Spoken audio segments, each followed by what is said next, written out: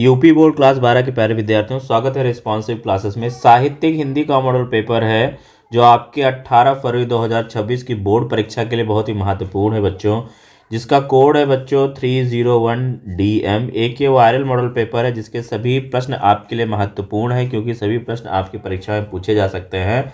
बच्चों, आपका पूर्णांक आपका 100 अंकों का होगा और परीक्षा में आपको समय मिलेगा 3 घंटा। 15 मिनट आपको प्रश्न पत्र पढ़ने के लिए निर्धारित किया गया है और प्रश्न पत्र पढ़ करके आपको 3 घंटे पूरा पेपर लिख करके ख़त्म कर देना है।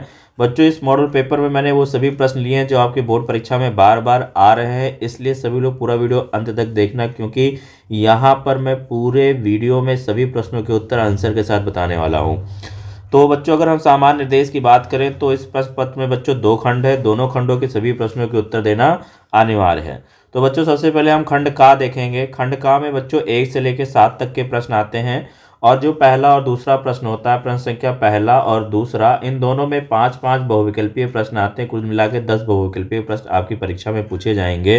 तो बच्चों में यहाँ पे सभी बहुविकल्पीय प्रश्नों को आपके करवा दूंगा और सभी बहुविकल्पीय प्रश्न आपकी परीक्षा में फंस जाएंगे। MCQ सारे प्रश्न फंसेंगे, इसलिए सभी लोग पूरा वीडियो ज़रूर देखा करें। तो बच्चों, सबसे पहले हम देख रहे हैं प्रश्न संख्या पहले का का वाला प्रश्न लिया गया है। यहाँ पे रानी केतकी की कहानी के लेखक हैं, बहुत ही इंपॉर्टेंट प्रश्न है, यहाँ पे कई बार रिपीट हुआ है।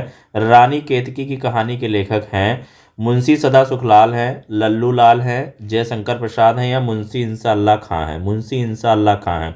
तो बच्चों, रानी केतकी कहानी के लेखक हैं मुंशी इंशाअल्लाह खां। चौथा वाला आपका उत्तर सही हो जाएगा। मुंशी सदा सुखलाल की बात करें तो मुंशी सदा सुखलाल की जो रचना है सुख सागर, ठीक है, इनकी एक रचना है, याद रखिएगा, बहुत पूछी जाती है, सुख सागर। मुंशी सदा सुखलाल से सुख से याद रखिए, देखिए सुखलाल ने क्या लिखा है, सुख सागर लिखा है, ठीक है। और लल्लू लाल की देखी जाए, यहाँ पे सबसे इंपॉर्टेंट रचना जो आपकी परीक्षा में पूछी जाएगी, लल्लू लाल ने लिखा है प्रेम सागर, ठीक है। लल्लू लाल ने क्या लिखा है, प्रेम सागर है, ठीक है। अब आपको जयशंकर प्रसाद की आपको एक रचना बतानी है, ठीक है, जो परीक्षा के लिए महत्वपूर्ण हो, ठीक है। जयशंकर प्रसाद की एक रचना आपको बतानी है कमेंट में। चलिए बढ़ते हैं अगले प्रश्न पे। अगला प्रश्न है 84 वैष्णव की वार्ता के रचयिता है। बहुत इंपॉर्टेंट प्रश्न है, कई बार रिपीट हुआ है। 84 वैष्णव की वार्ता के रचयिता है नाभादास, गोकुलनाथ, विल्ठननाथ, सदल मिश्र। तो इसके रचयिता कौन है बच्चों, गोकुलनाथ जी है। ऑप्शन नंबर दूसरा यहाँ पे सही हो जाएगा। 84 वैष्णव की वार्ता किसने लिखा है, गोकुलनाथ ने लिखा है और ये ब्रजभाषा गद्य की एक महत्वपूर्ण रचना है। 84 वैष्णव की वार्ता जो है ब्रजभाषा गद्य की एक महत्वपूर्ण रचना है। और ये तो बच्चों, यहाँ पे आपको बताना है नाभादास की प्रमुख रचना का नाम आपको कमेंट करके बताना है। नाभादास की एक प्रमुख रचना का नाम आपको कमेंट करके बताना है। चलिए अगला प्रश्न देखेंगे। पहले का गा वाला है, नाचकेतोपाख्यान के लेखक है। यहाँ पे जितने भी प्रश्न लिए गए हैं बहुत इंपॉर्टेंट है बच्चों। नाचकेतोपाख्यान के लेखक हैं मुंशी इंशाअल्लाह खां, सदल मिश्र, लल्लू लाल, दौलत राम। तो नाचकेतोपाख्यान के जो लेखक हैं बच्चों वो सदल मिश्र है। ऑप्शन नंबर दूसरा आपका यहाँ पे सही हो जाएगा, ठीक है। और बात करें तो मुंशी इंशाअल्लाह खान की रचना है रानी केत की कहानी, जो मैंने अभी सबसे पहले आपको बताया, और लल्लू लाल की रचना है आपकी प्रेम सागर, ठीक है। चलिए बढ़ते हैं अगले प्रश्न पे। अगला प्रश्न है पहले का घा वाला। पहले वाले के घा में साहित्य और समाज के लेखक हैं। साहित्य और समाज के लेखक हैं बच्चों, कई बार पूछा गया है। तो साहित्य और समाज के जो लेखक हैं वो रामधारी सिंह दिनकर हैं। पहला वाला ऑप्शन यहाँ पे सही हो जाएगा। और बात करें यहाँ पे जैनेन्द्र कुमार, तो जैनेन्द्र कुमार की एक उपन्यास का नाम बताना है आपको, कमेंट में जैनेन्द्र कुमार की एक उपन्यास का नाम बताना है। चलिए बढ़ते हैं अगले प्रश्न पे। पहले का अंगा वाला है, गोरा बादल की कथा के लेखक हैं। गोरा बादल की कथा के लेखक हैं। गोरा बादल की कथा लिखी गई है, किसके द्वारा लिखी गई बच्चों, जटमल के द्वारा लिखी गई है। पहला वाला ऑप्शन सही हो जाएगा। और मुंशी सदा सुखलाल की तो मैंने अभी बता दी, मुंशी सदा सुखलाल की सुख सागर है। लल्लू लाल का याद रखेंगे प्रेम सागर है। और किशोरी लाल गोस्वामी जो है किशोरी लाल गोस्वामी जो है अपनी कहानियों के लिए प्रसिद्ध है ना। ये किस लिए प्रसिद्ध है, ये एक कहानीकार हैं और ये अपनी कहानियों के लिए प्रसिद्ध हैं। अब इनकी किसी एक कहानी का एक कहानी का नाम आपको कमेंट करके बताना है। किशोरीलाल गोस्वामी की एक कहानी का नाम कमेंट करके बताना है। चलिए बढ़ते हैं अगले प्रश्न पे। दूसरे का वाला है, धर्मवीर भारती का उपन्यास है। धर्मवीर भारती का उपन्यास है तो गुनाहों का देवता। गुनाहों का देवता किसका है? धर्मवीर भारती का है। ठीक है, ये धर्मवीर भारती का उपन्यास है। अब प्रश्न ऐसे भी पूछा जा सकता है कि बच्चों गुनाहों का देवता किस विधा की रचना है? तो किस विधा की रचना है बच्चों? उपन्यास विधा की रचना है। ठीक है, अब बात करें त्यागपत्र, ठीक है, ये त्यागपत्र की बात करें या फिर परख की बात करें या कल्याणी, ये तीनों ही जो रचनाएं हैं किसकी हैं? जयनेंद्र कुमार की हैं। ठीक है, परख, त्यागपत्र और कल्याणी, परख, त्यागपत्र और कल्याणी, ये तीनों ही जयनेंद्र कुमार की प्रसिद्ध उपन्यास हैं। ये तीनों ही है क्या? ये जयनेंद्र कुमार के तीनों ही उपन्यास है। गुनाहों को देवता किसने लिखा? धर्मवीर भारती ने लिखा। चलिए बढ़ते हैं, दूसरे का खा वाला है। गोदान के रचनाकार हैं, बहुत बार पूछा गया, वेरी इंपॉर्टेंट प्रश्न यहाँ पे आ गया और बहुत ही इजी। गोदान के रचनाकार कौन थे भाई? तो मुंशी प्रेमचंद जी हैं, मुंशी प्रेमचंद जी हैं। ठीक है, अगर बात करें जयशंकर प्रसाद, तो जयशंकर प्रसाद ने कौन से उपन्यास लिखे हैं? एक तो कंकाल लिखा है, जयशंकर प्रकाश ने क्या लिखा बच्चों? कंकाल लिखा है। और एक आपको इनका उपन्यास कमेंट करके बताना है। जयशंकर प्रसाद के एक उपन्यास जो है वो कमेंट करके आप बताएंगे। चलिए बढ़ते हैं अगले प्रश्न पे। हिंदी की पहली मौलिक कहानी मानी गई है, बहुत इंपॉर्टेंट प्रश्न। हिंदी की पहली मौलिक कहानी मानी गई है तो इंदुमती मानी गई। हिंदी की पहली मौलिक कहानी क्या है? इंदुमती है, इंदुमती है। और अभी देखिए मैंने आपसे प्रश्न पूछा था यहाँ पे कि किशोरीलाल गोस्वामी की जो अपनी कहानी के लिए प्रसिद्ध है और इनकी एक कहानी का नाम बताइए। तो हिंदी की पहली मौलिक कहानी जो है वो इंदुमती किसने लिखा है? किशोरीलाल गोस्वामी ने ही लिखा है। ठीक है, तो यहाँ पे देखिए मैंने प्रश्न भी यहाँ बना दिया है कि हिंदी की पहली मौलिक कहानी मानी गई है इंदुमती, और इंदुमती किसके द्वारा लिखा गया है? तो किशोरीलाल गोस्वामी द्वारा रचित ये कहानी है। ठीक है, और अगर हम बात करें पंच परमेश्वर, तो पंच परमेश्वर किसने लिखा है? प्रेमचंद जी की प्रसिद्ध कहानी है। यामा की बात करें तो यामा जो है ये किसकी रचना है? ये महादेवी वर्मा का काव्य संग्रह है। ठीक है, अब बात करेंगे दूसरे का घा वाले प्रश्न पे। पूछा गया बच्चों हिंदी का पहला मौलिक उपन्यास है। हिंदी का पहला मौलिक उपन्यास है, कई बार मैंने आपको परीक्षा अपने मॉडल पेपर में कराया है, परीक्षा गुरु। परीक्षा गुरु हिंदी का पहला मौलिक उपन्यास है। ठीक है, और ये किसके द्वारा लिखा गया है? तो बच्चों ये लाला श्रीनिवास द्वारा रचित है। किसके द्वारा? ये लाला श्रीनिवास द्वारा रचित है। ठीक है, और बात करें बच्चों चित्रलेखा, तो चित्रलेखा किसकी रचना है? तो ये भगवती चरण वर्मा की है। किसकी है बच्चों?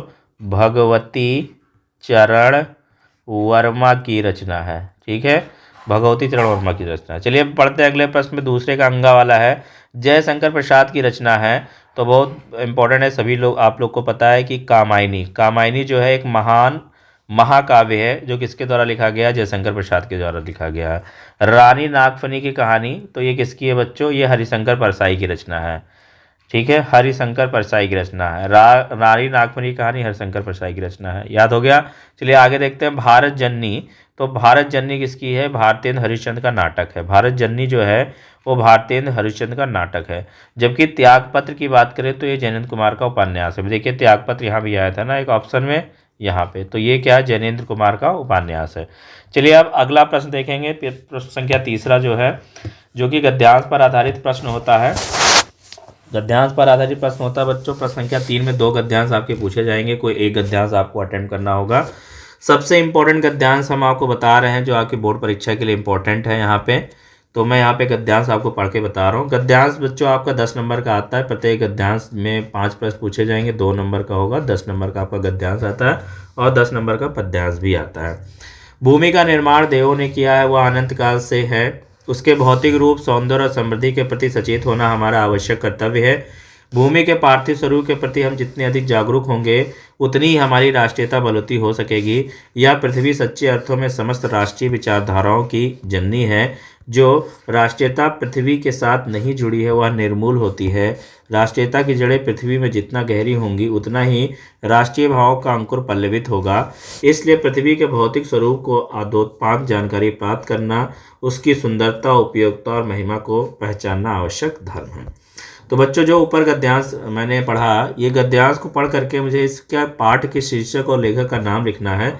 ये 2 नंबर का आया है। तो प्रस्तुत गद्यांश के शीर्ष है राष्ट्र का स्वरूप। अब देखिए यहाँ पे जैसे आपको राष्ट्र वर्ड आ गया, राष्ट्रीयता आ गई, भूमि आ गई, तो इसका मतलब ये राष्ट्र के स्वरूप पाठ से लिया गया है और जिसके लेखक हैं बच्चों वासुदेव शरण अग्रवाल जी। लेखक कौन है इसके?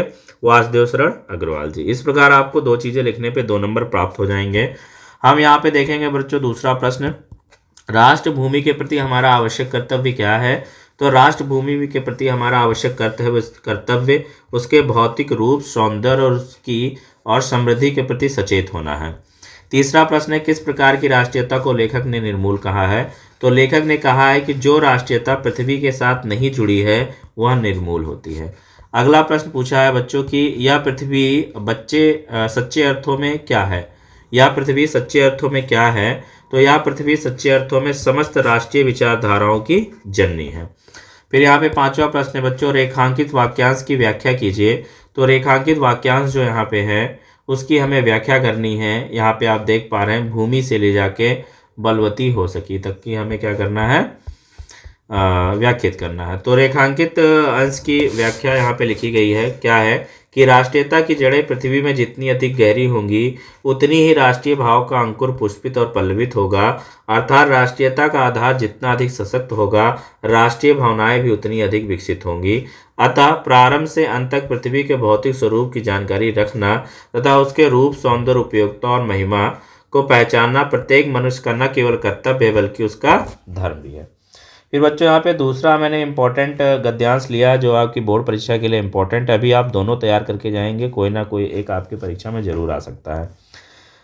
गद्यांश है, भाषा स्वयं संस्कृति का एक अटूट अंग है। संस्कृति परंपरा से निश्चित होने पर भी परिवर्तनशील और गतिशील है। उसकी गति विज्ञान की प्रगति के साथ जोड़ी जाती है। वैज्ञानिक आविष्कारों के प्रभाव के कारण अद्भुत नई सांस्कृतिक हलचलों को शाब्दिक रूप देने के लिए भाषा के परंपरागत प्रयोग पर्याप्त नहीं है। इसके लिए नए प्रयोगों, नई भाव योजनाओं को व्यक्त करने के लिए नए शब्दों की खोज की महती आवश्यकता है। उपरोक्त गद्यांश का संदर्भ लिखिए। तो प्रस्तुत गद्यांश जो है प्रोफेसर जी सुंदर द्वारा रचित या लिखित भाषा और आधुनिकता नामक निबंध से अवतरित है। भाषा और आधुनिकता नामक पाठ से ये अवतरित है। फिर इस प्रकार लिखने पे आपको बच्चों 2 नंबर प्राप्त हो जाएंगे। दूसरा प्रश्न यहाँ पे है कि नए शब्दों की खोज की आवश्यकता क्यों होती है? तो भाव योजनाओं को व्यक्त करने के लिए नए शब्दों की खोज की आवश्यकता होती है। भाषा किसका अभिन्न अंग है बच्चों? तो भाषा संस्कृति का अभिन्न अंग है क्योंकि संस्कृति की अभिव्यक्ति का माध्यम भाषा ही है। चौथा प्रश्न है बच्चों, किसकी गति विज्ञान की प्रगति के साथ जोड़ी जाती है? तो भाषा संस्कृत की परंपरा से निश्चित होने के बावजूद विज्ञान की प्रगति से जोड़ी जाती है। ठीक है। अगला प्रश्न है बच्चों, रेखांकित अंश की व्याख्या कीजिए। तो लेखक का कहना है कि भाषा संस्कृत का अभिन्न अंग है क्योंकि संस्कृत की अभिव्यक्ति का माध्यम भाषा ही है। संस्कृत की रचना और विकास परंपराओं द्वारा होता है। परंपराएं क्योंकि परिवर्तनशील होती हैं इसलिए संस्कृति भी एक जैसी नहीं रहती है, वह भी परंपराओं की तरह बदलती रहती है। इस रूप में हम कह सकते हैं कि संस्कृति गतिशील होती है। ठीक है। फिर बच्चों यहाँ पे चौथा प्रश्न जो आता है वो आपका वो पद्यांश पर आधारित प्रश्न होता है।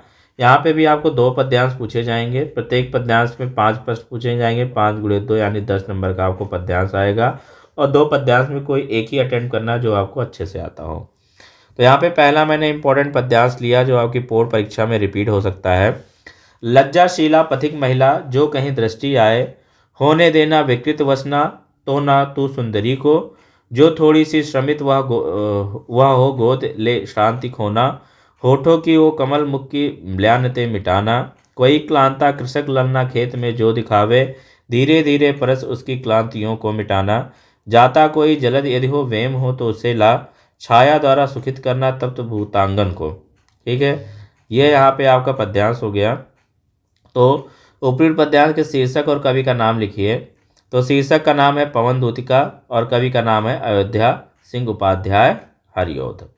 रेखांकित अंश की व्याख्या कीजिए। तो रेखांकित अंश की व्याख्या में यहाँ पे आपको ये लिखा हुआ रेखांकित व्याख्या, हे पवन यदि तुम मार्ग में कोई लाजवंती, यहाँ पे देखो यहाँ से यहाँ तक का है।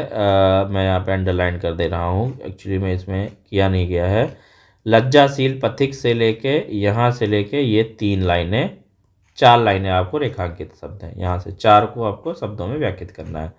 तो रेखांकित अंश की व्याख्या में कहा गया है कि हे पवन, यदि तुझे मार्ग में कोई लाजवंती स्त्री दिखाई पड़े तो इतने वेग से न बहना कि उसके वस्त्र उड़कर अस्त व्यस्त हो जाएं और उसका शरीर उखड़ जाए। यदि वह थोड़ी सी भी थकी दिखाई दे तो उसे गोद में लेकर अर्थात उसे चारों ओर से घेर कर उसकी थकान मिटा देना, जिससे कि उसके सूखे होठों और मुरझाए हुए कमल सदृश मुख प्रफुल्लित हो उठे। फिर अगला प्रश्न है बच्चों तीसरा, राधा पौन दूतिका से राम में पथिक के साथ कैसा व्यवहार करने को कहती हैं। तो बच्चों यहाँ उत्तर है, राधा पौन दूतिका से राम में पथिक के साथ परोपकार का व्यवहार करने को कहती हैं। चौथा प्रश्न है, राधा ने पौन दूतिका को पथिक कृषक स्त्री के ऊपर किसके द्वारा छाया करने को कहा है। तो राधा ने पौन दूतिका के थकित कृषक स्त्री के ऊपर मेघ द्वारा छाया करने को कहा है। कृषक ललना शब्द में कौन सा अलंकार है। तो मानवीकरण और उपमा अलंकार है बच्चों।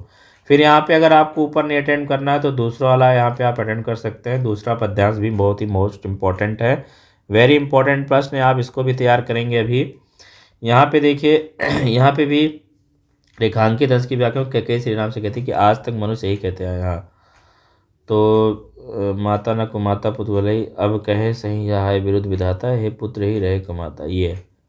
ये जो मैंने 3 लाइनें हैं इसको क्या करना है, व्याख्यात करना है, ये 3 लाइनें। तो यहाँ पे कहते आते थे यही हम नरदेही, माता न कुमाता पुत्र कुपुत्र भले ही, अब कहें सभी यह हाय विरुद्ध विधाता, है पुत्र पुत्र ही रहे कुमाता माता। बस मैंने इसका बाह्य मात्र ही देखा, दृढ़ हृदय न देखा, मृदुल गात्र ही देखा, परमार्थ न देखा, पूर्ण स्वार्थ ही साधा, इसी कारण ही तो हाय आज यह बाधा। युग युग तक चलती रहे कठोर कहानी, रघुकुल में भी थी एक अभागिन रानी। तो ये बच्चों यहाँ पे लिखा हुआ है। अब क्या करना है मुझे, ये आपका पद्यांश हो गया, बहुत इंपॉर्टेंट पद्यांश है। तो प्रश्न है आपका, उपरोक्त पद्यांश के शीर्षक और कवि का नाम लिखिए। तो प्रस्तुत पद्यांश श्री मैथिली शरण गुप्त द्वारा रचित साकेत महाकाव्य से हमारी पाठ्य पुस्तक काव्यांजलि में संकलित कैकेयी का अनुताप शीर्षक काव्यांश से ये अवतरित है। रेखांकित अंश की व्याख्या कीजिए। तो क्या है रेखांकित अंश की व्याख्या में, रेखांकित अंश की व्याख्या कैकेयी श्री राम से कहती हैं। रेखांकित अंश की व्याख्या है कि कैकेयी श्री राम से कहती हैं कि आज तक मनुष्य यही कहते आए थे कि पुत्र कितना ही दुष्ट क्यों ना हो, परंतु माता उसके प्रति कभी भी दुर्भाव नहीं रखती है। अब तो मेरे चरित्र के कारण लोगों का इस उक्ति पर से विश्वास हट जाएगा और संसार के लोग यही कहा करेंगे कि माता दुष्टापूर्ण व्यवहार कर सकती हैं, परंतु पुत्र कभी कुपुत्र नहीं हो सकता। ये इसकी व्याख्या हो गई बच्चों। फिर देखिए तीसरा प्रश्न पूछा है कि पद्यांश के अनुसार आज तक लोग क्या कहते आए हैं। तो पद्यांश के अनुसार आज तक लोग यही कहते आए हैं कि पुत्र कुपुत्र हो सकता है पर माता कुमाता नहीं हो सकती है।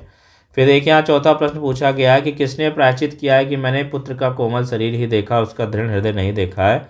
तो ये कैकेयी ने प्रायश्चित किया है कि मैंने पुत्र का कोमल शरीर ही देखा, उसका दृढ़ हृदय नहीं देखा है। फिर देखिए यहाँ पे बच्चों आपको 3 लेखकों के जीवन परिचय लिखने होंगे। तो कोई आप इनमें से एक तैयार कर लीजिए और कुछ इस प्रकार ही आपको बोर्ड परीक्षा में लिखना है, जैसे मैंने यहाँ पर लिख रखा है। जीवन परिचय हेडिंग डालेंगे और पूरा ये मैटर लिख लेंगे, इसको पढ़ लेंगे। साहित्यिक परिचय यहाँ पे हेडिंग डालेंगे और पूरा ये मैटर पढ़ लेंगे। ठीक है बच्चों।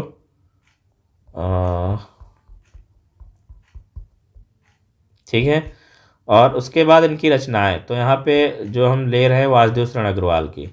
ठीक है, तो वासुदेव शरण अग्रवाल की यहाँ पे रचना लिख लेंगे। कल्पवृक्ष, कल्पलता, पृथ्वीपुर, वागधारा, वेद विद्या। शोध ग्रंथ की बात करें तो इनकी पाणिकालीन और भारत, संपादन पद्मावत और हर्षचरित, ये इनकी रचनाएं हो गई। फिर इसी प्रकार बच्चों आपको 5 नंबर का आएगा, किसी कवि का साहित्यिक परिचय देते हैं, उनकी प्रमुख कृतियों को उल्लेख कीजिए। तो यहाँ पे देखिए अयोध्या सिंह उपाध्याय हरिओद का लिखा गया है और आपको एग्जाम में कुछ ऐसे ही लिखना है, जीवन परिचय, साहित्यिक परिचय और रचनाएं। तो अयोध्या सिंह उपाध्याय हरिओद की प्रमुख रचनाओं को देख लें। तो प्रिय प्रवास है, पारिजात है, वैदेही वनवास है, प्रेम कांता, अधिखिला फूल, ठेठ हिंदी का ठाठ और रुक्मणी परिणय, ये सब इनकी रचनाएं हैं। फिर बच्चों छठा प्रश्न जो आता है वो पंचलाइट अथवा बहादुर कहानी का सारांश लिखिए। अथवा में आपका पूछा गया ध्रुव यात्रा अथवा लाटी कहानी के उद्देश्य पर प्रकाश डालिए। तो बच्चों यहाँ पे देखिए पंचलाइट कहानी का सारांश लिख रखा है और ये आपको पता भी है, कुछ इसी प्रकार सारांश आपको हेडिंग डाल करके लिखना है और ये पॉज करके पूरा आप सारांश पढ़ लीजिए अगर नहीं जानते हैं तो। फिर 7वां जो प्रश्न आता है बच्चों आपके स्वपठित खंड काव्य के आधार पर आता है। तो कोई भी एक खंड काव्य जो आप पढ़ रहे हो 5 नंबर का प्रश्न आपकी परीक्षा में आएगा ही। तो जैसे कि अगर आप त्यागपति पढ़ रहे हो, श्रवण कुमार पढ़ रहे हो, रश्मि रथी पढ़ रहे हो, मुक्ति यज्ञ पढ़ रहे हो, सत्य की जीत पढ़ रहे हो, या फिर आप आलोक वृत्त पढ़ रहे हो, इनमें से जो भी खंड काव्य आप पढ़ रहे हो उस खंड काव्य का प्रश्न का उत्तर आपको अटेंड करना है। अब खंड खा में हम बच्चों देखेंगे। खंड खा में जो आता है 8वें का वाला प्रश्न आता है, वो संस्कृत गद्यांश होता है। इसमें आपको 2 नंबर संदर्भ लिखने के, 2 नंबर अनुवाद लिखने के मिलते हैं। जैसे कि यहाँ पे हमने एक इम्पॉर्टेंट गद्यांश दिख रखा है आपको बच्चों, जो कि आपकी बोर्ड परीक्षा के लिए बहुत ही इंपॉर्टेंट है। तो यहाँ पे प्रस्तुत गद्यांश हमारी पाठ्य पुस्तक संस्कृत दिनदर्शिका के संस्कृत भाषाएं महत्तम नामक पाठ से अवतरित है। तो ऊपर जो पैराग्राफ लिया गया है संस्कृत दिग्दर्शिका के संस्कृत भाषाया महत्तम नामक पाठ से ये लिया गया है, जिसका अनुवाद क्या है बच्चों। तो धन्य है यह भारत देश जहाँ जनमानस को पावन करने वाली, अच्छे भावों को उत्पन्न करने वाली, सब समूह को जनने वाली देववाणी शोभायमान है। विद्यमान समस्त साहित्यों में इसका साहित्य सर्वश्रेष्ठ सुसंपन्न है। यही भाषा संसार में संस्कृत नाम से भी प्रसिद्ध है। इसी भाषा को हमारे रामायण महाभारत आदि ऐतिहासिक ग्रंथों, चारों वेद, समस्त उपनिषद, 18 पुराण और अन्य महाकाव्य, नाटक आदि इसी भाषा में लिखे गए हैं। फिर देखिए अथवा पे एक और इम्पोर्टेंट प्रश्न है, इम्पोर्टेंट संस्कृत गद्यांश है। इसको भी आपको तैयार करना है बच्चों। ऊपर गद्यांश को पढ़ करके संदर्भ लिखना है। तो प्रस्तुत गद्यांश हमारी पाठ्य पुस्तक संस्कृत दिग्दर्शिका के महामना मालवीय नामक पाठ से ये अवतरित है। और यहाँ पे हमने इस पूरे गद्यांश का अर्थ लिख रखा, तो आप इसको पॉज करके आराम से पढ़ लीजिए। फिर बच्चों जो खा वाला प्रश्न है वो आपका आता है श्लोक आता है। तो श्लोक में संदर्भ और हिंदी का अनुवाद करना है। 7 नंबर यहाँ भी मिलेंगे। जैसे कि यहाँ पे पहला मैंने बहुत ही मोस्ट इम्पोर्टेंट श्लोक लिया है। क्या है? सुखार्थिनो कुतो विद्या कुतो विद्यार्थिनम सुखम, सुखार्थी व त्यजेत विद्या विद्यार्थी व त्यजेत सुखम। यानी सुख चाहने वाले को विद्या कहाँ, विद्या चाहने वाले को सुख चाहते हो तो विद्या छोड़ दो, विद्या चाहते हो तो सुख छोड़ दो। ठीक है, जिसका अनुवाद मैंने यहाँ पे बता दिया है।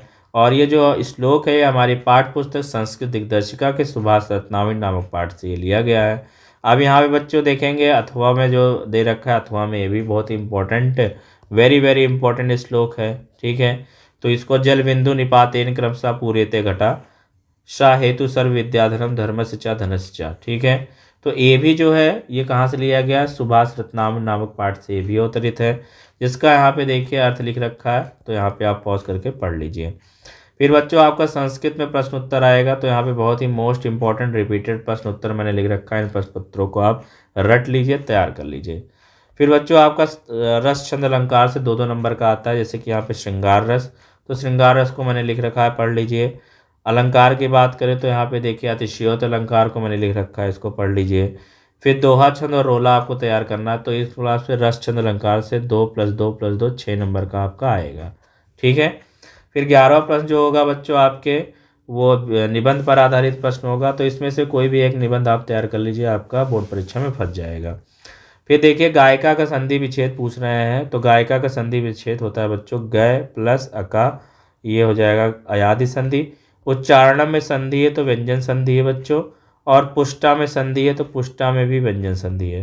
फिर निम्नलिखित में से किसी 2 का समास का नाम लिखिए। तो बच्चों यथाशक्ति में क्या है? अव्ययी भाव समास है।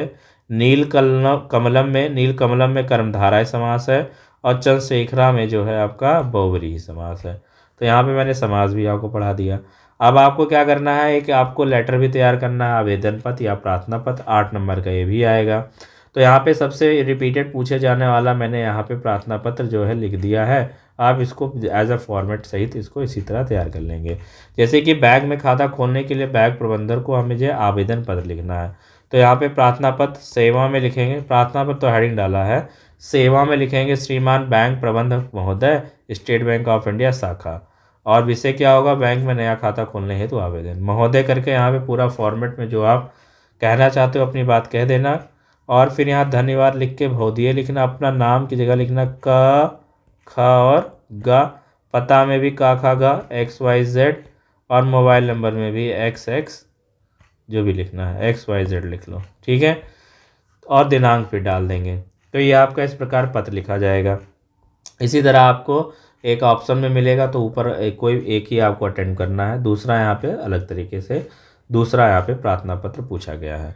फिर 14वां प्रश्न, बच्चों निम्नलिखित में से किसी एक शब्द के धातु एवं प्रत्यय का योग स्पष्ट कीजिए।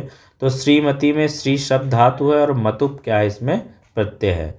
फिर किसी एक शब्द का प्रत्यय लिखिए। तो यहाँ पे लघुत्वम में क्या है, त्वम, लघुत्वम में त्वा प्रत्यय है।